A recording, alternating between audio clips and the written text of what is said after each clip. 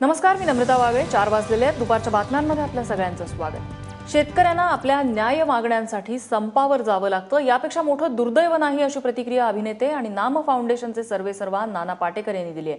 आज शेतकऱ्यांच्या संपाबाबत भूमिका मांडण्यासाठी नाना पाटेकर यांनी मुंबईत पत्रकार परिषद घेतली. त्यानंतर एबीपी माझाला दिलेल्या मुलाखतीत नाना पाटेकर बोलत होते. 2% शासकीय कर्मचारी सरकारला वेठीस धरू शकतात, तर शेतकरी का नाही, असा सवाल विचारत शेतकऱ्यांना संघटित होण्याचा सल्ला त्यांनी दिलेला आहे.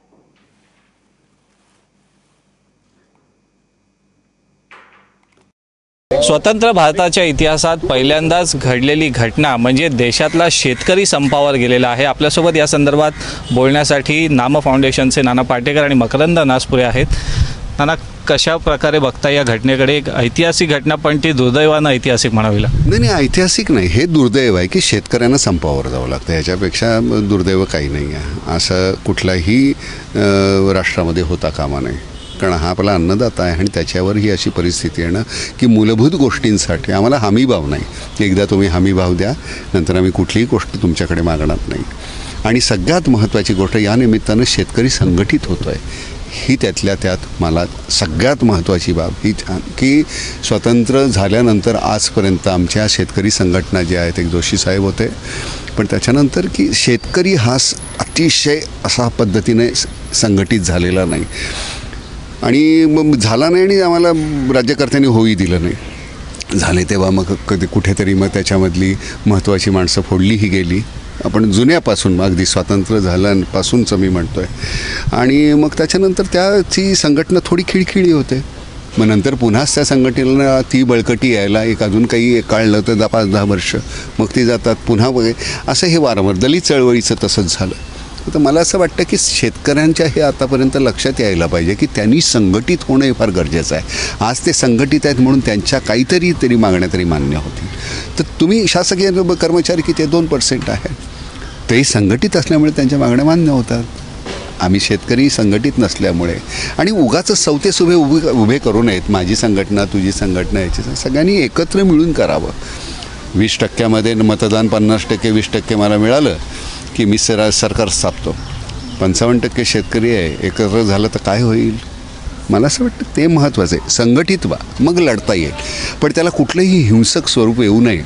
बरं, हे सगळं होत असताना त्याच्यामध्ये काही राजकीय पक्ष असतील की त्याचा लाभ उठवण्याचा प्रयत्न करतील, पण ते प्रत्येक गोष्टीमध्येच होत राहतं. त्यामुळे त्याच्याकडे आता काय करायचं मग तसं त्या शेतकऱ्यांनी स्वतःची हे बुद्धी वापरून की कोण त्यातला खरंच आई मावशी आहे आणि कोण पुतना मावशी आहे हे त्यांना कळायला पाहिजे. राजकारण होतं असं वाटतं का? कारण की सरकार आरोप करत आहे की याला विरोधक फूस लावत आहेत, जे आंदोलन करत आहेत ते शेतकरी नाहीच आहेत. नाही, मुळात मला असं वाटतं की सर्वांनी एकत्रित येऊन विचार करणं, शेतकरी बांधवांनी, ही सगळ्यात आत्ताच त्यांनी त्या गोष्टीवर फार महत्त्वाचं भाष्य केलेलं आहे की शेतकऱ्यांनाच मावशी आपली खरी कोण आणि पुतना मावशी कोण हे ठरवावं लागेल. या शेतकरी बांधवांनी एकत्र येणं, 55% त्यांची स्ट्रेंथ आहे सर्व शेतकरी बांधवांची. ते सगळे एकत्र आले तर निश्चितपणे स्वतःच्या प्रश्नांची उत्तरं फार सफल पद्धतीनं ते शोधू शकतील, असं तो विचार आहे. शेतकऱ्यांना आपलं रक्त सांडावं लागलं. मध्य प्रदेशमध्ये गोळीबार झाला, महाराष्ट्रात सुद्धा एकाचा दुर्दैवानं हृदयविकारानं मृत्यू झाला. वाईट आहे. कोणीही मरणं आणि अशा माझ्या मूलभूत गोष्टीसाठी मी मागणी मांडत असताना अशी गोष्ट वेळ यावी, हे वाईट आहे. आता दोन्ही बाजूनं त्याच्या की नाही आम्ही हे गोळीबार केलाच नाही असं मध्य प्रदेशच्या सरकारचं म्हणणं आहे, पोलीस खात्याचं. पण ते प्रत्येकजण आपापली बाजू त्यांच्या पद्धतीनं मांडत राहणार. खरं काय खोटं काय, आम्ही काय होतो निवांत जातो मध्यम वर्ग म्हणून आम्ही टी व्ही समोर बसलेला असतो. त्या क्षणाला आम्ही लावलेली बातमीच आम्हाला खरी वाटते. मग त्या क्षण तो अरे हे चाललं, अरे बापरे हे, मग राग येतो, उद्विग्न होतो, वाईट वाटतं, हे तेवढं होतं. मग त्याच्यानंतर आम्हाला आमची सुखदुःख आहेत, पुन्हा आम्ही ते विसरतो, पुन्हा जातो संध्याकाळी. अगं काय झालं, काय आज काय शेतकऱ्यांचं, ते इतकं तिराहितपणे आम्हाला पाहावं लागतं. कारण आम्हाला आमची आहेत ना, आमच्या ॲडमिशन्स आहेत, आमची हे आमचं सगळंच आहे. तर त्यामुळे प्रत्येकाला मला वाटतं आपण आपल्या एकमेकांच्या सुखदुःखाशी निगडीत व्हायला पाहिजे. याचं काय दुखतं आहे म्हणत असताना मग दुखत असेल तर त्यावेळी मी त्याच्या बाजूला बसणं. मी तिथं जाऊन उगाच क्रिकेट खेळायला नाही जायचं. मग काय हवं आहे करे, मग तू पडून राहा, मी आहे, काय काळजी करू नको, पुस्तक घेऊन वाचत बसावं त्यावेळी. डोकं त्यातलं काही ताप असेल तर 2 पट्ट्या ठेवाव्या, तेवढ्यापुरतंच असतं, ते काही कायमस्वरूपी ठेवायचं नसतं. तेवढ्या वेळेला तुम्ही त्या माणसाच्या बरोबर असणे फार गरजेचं आहे. आंदोलन थोडं हिंसक देखील झालं, गाड्या फोडण्यात आल्या, दुधाचे टँकर रस्त्यावर रिकामी झाले, भाजीपाला जी हे असेल ते तू सांग बघू. हे सगळं रिॲक्शनरी होईल ना. म्हणजे एका वर्षापूर्वी जेव्हा नानाजींनी सांगितलं आहे की सगळ्यांचीच मानसिकता काही आत्महत्येची असू शकणार नाही आहे, काही जण वेगळ्या पद्धतीने रिॲक्ट होतील, काही जण सकारात्मक रिॲक्ट होतील, काही जण नकारात्मक रिॲक्ट होतील, हे तुम्हाला स्वीकारलं पाहिजे ना. एवढं साधं आहे त्यात.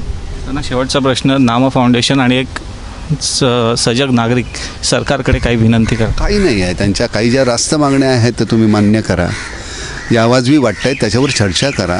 कशी कर्जमाफी द्यायची काय त्याच्यावर भाष्य करण्या इतकी ताकद माझ्यात निश्चित नाही, मी काही अर्थतज्ञ नव्हे, पण त्यातलं खरं खोटं काय. पण ह्या गरीब माझ्या भावंडांना त्यांचं त्यांना जे मिळायला पाहिजे ते मिळायलाच पाहिजे. आणि सगळ्यात महत्त्वाचं म्हणजे शेतकरी हिताचं जे काही असेल त्या सगळ्या ह्याला नाम फाउंडेशनचा अगदी विनाशर्त पाठिंबा आहे. जे शेतकऱ्यांचं आहे ते त्यांना मिळालंच पाहिजे आणि हीच योग्य भूमिका आहे. आणि सरकारने देखील आता शेतकऱ्यांची भावना समजून घेऊन त्यांच्या ज्या रास्त मागण्या आहेत त्या मान्य केल्या पाहिजेत. हीच भावना नाम फाउंडेशनच्या वतीनं नाना पाटेकर आणि मकरंद अनासपुरे यांनी व्यक्त केली आहे. कॅमेरामन आशिफ सामेर आणि ABP माझा, मुंबई.